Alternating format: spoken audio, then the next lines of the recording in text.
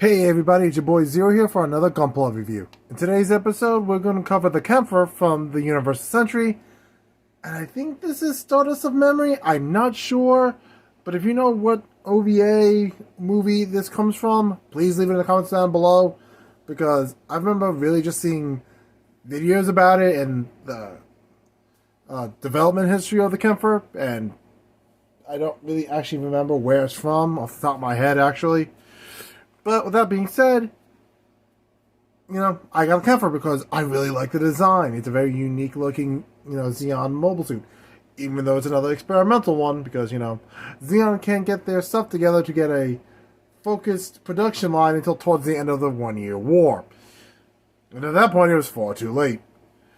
I picked this one up personally at New Type, but he's also available with our friends at Galactic Toys, so pick him up there, support your boy. Remember that link is only good for 24 hours, so click it, buy your stuff, and help out a homie. So let's get into the review of this experimental mobile suit. So, this is the Kampfer with everything that comes in box.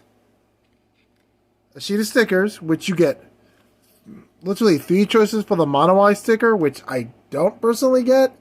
But hey, I guess if you need spare Mono Eyes, there you go. A bunch of spare pink Mono Eyes. And 2 stickers. One for the horn on the head, and one for the shoulder arm. So yeah. And you get a sheet of sticker-style decals. I can't not, for the life of me, find out where this one goes, because they already have a spot for the one on the chest, and one for both sides of the head. But the spare one, I guess if you have another Xeon mobile suit you want to throw on a decal, you have an option. So this is what it comes with.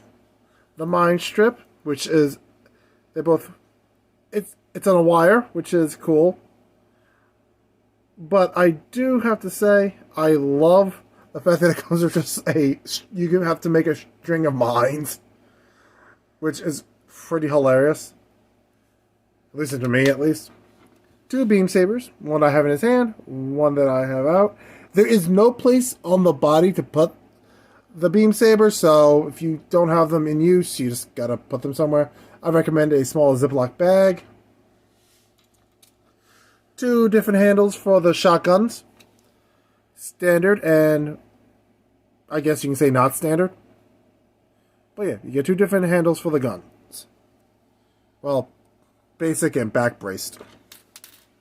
And you get a total of 5 hands. 2 shooting hands for both right and left hands, so you can have him dual wielding his shotguns. 2 holding hands for right and left, and 1 left just open hand / holding the bottom of the shotgun hand, as you can see as in the box art. And of course it comes with the stuff on what I still have on its body.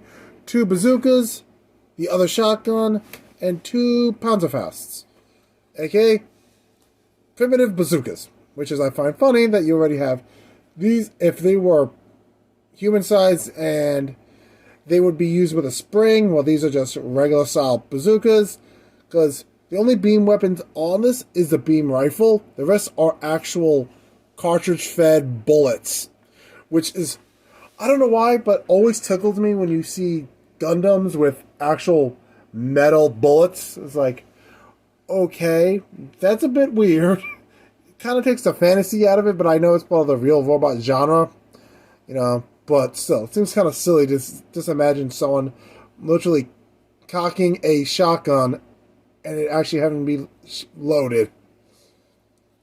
But with that being said, let's talk about the Gundam itself.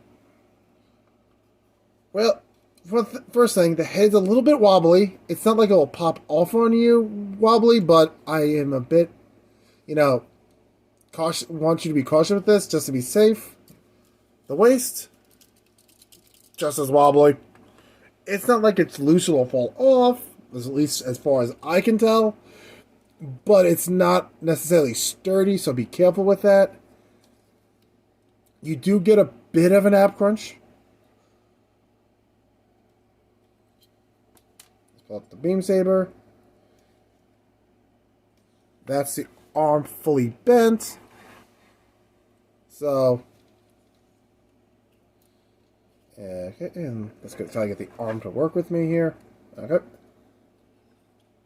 That's the arm all the way out. The left and the right hand is pretty much going to have the same amount of, distance on that, so it's not going to be great.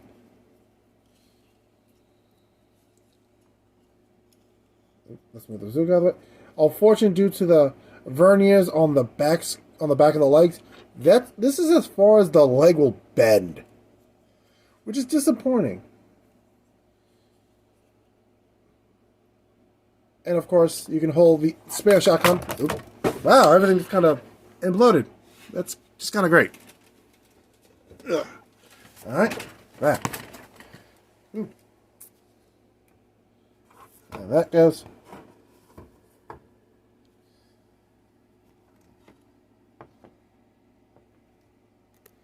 Up. Be careful with the spikes on the left arm.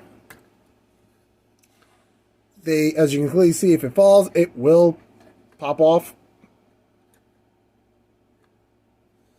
The spikes themselves individually are not tight, so you may want to glue them.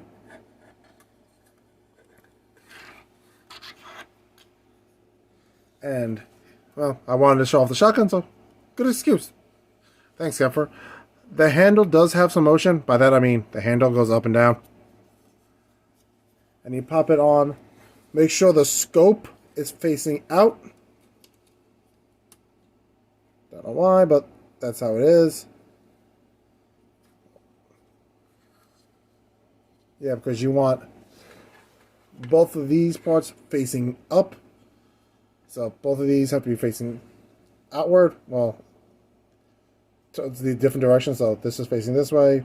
This one's facing this way. It just has to follow basically a line. The hands are the basic sandwich system. Move the front of the hand, put the weapon in, put the hand back in. Nothing too fancy with that. The pounds of faust really don't do anything. You just hold them in the hand like stick grenades. You can't do much with them. So, let's get to the summary and wrap up this review. So, all in all, the Kampfer is a good kit. Pretty solid. Not rock solid, hence the wobbly head and the wobbly legs, and, of course, again, the spikes here and here being very loose. So, a little bit of glue, and that should be fixed up real nice. Maybe paint it to, fix some of the coloration issues, like the parts here and here are supposed to be yellow. They're not. The parts near the head of the face here and here are supposed to be yellow. Again, they're not. So, some minor paint. That could help. Other than that, there's nothing too bad about it for me to be, rant on about it. But there's nothing too great about it that I'm like, oh my god, this is the number one buy, because I guess it depends on what you're looking for. If you love Xeon experimental mobile suits, I say get it. If you just like cool looking mono eyes, I say get it. Because I really like the design of this thing. It just looks really cool. That's why I got the Kampfer. That and the fact that it rocks shotguns. I'm sorry. I want to go on a little bit of a rant here. It's the first time I've seen a Gundam use an actual shotgun. And not just a beam shotgun. I've seen beam shotgun. The Sazabi has a beam shotgun. This is an actual, as close as an actual shotgun a giant robot can use. With cartridges. That is both amazing and hilarious to me. It's like the Mandalorian of Gundams. Your armor protects you from beam weapons? Check out this buckshot. That is great. So like I said, I picked up this dude at New Type. I'll put their website on the page. But you can also get it at our friends at Galactic Toys. So if you want to support the channel, pick it up there. And I apologize for this episode coming out later than planned. I got distracted yesterday, and today I had to take care of some family stuff. So this is coming out on, as a day of recording, Saturday. The day before, I believe, would be February 11th. This is coming out on.